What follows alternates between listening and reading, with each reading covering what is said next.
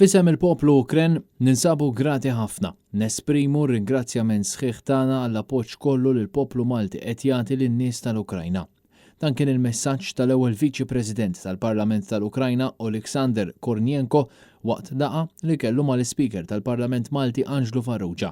Laqa li matula Anġlu Farrugia irċieva stedina uffiċjali biex iżur l-Ukrajna, stedina li huwa aċċetta. Fost diversi temi li kienu diskussi matul il-laqa kien konfermat il-ħolqien ta' kumitat ta' ħbiberija jew kumitat interparlamentari bejn il-Parlament Malti u dak Ukren. Dan se jkun kompost minn membri parlamentari Maltin miż-żewġ naħat tal-Kamra u membri parlamentari Ukreni. Il-kompożizzjoni ta' dan il-kumitat mistennija titħabbar fil-jiem li ġejjin.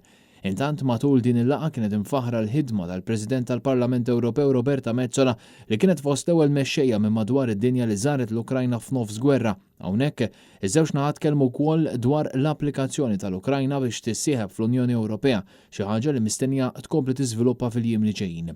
Fatt interessanti li ħareġ minn din il-laqa kien li bħalissa f'pajjiżna huma madwar 1000 ċittadin Ukren li ħarab mill-gwerra u ngħata refuġju f'Malta. Id-delegazzjoni Maltija kienet komposta mill-Speaker, l-Iskrivan tal-Kamra Raymond Cicluna, l-Ambaxxatur Malti għall-Ukrajna John De Bono, id-Direttur tal-Finanzi Pier Mallija, il-Konsulent tal-Affarijiet Barranin Giovanni Micheli u d-Direttur tal-Relazzjonijiet Internazzjonali Eleanor Sherry.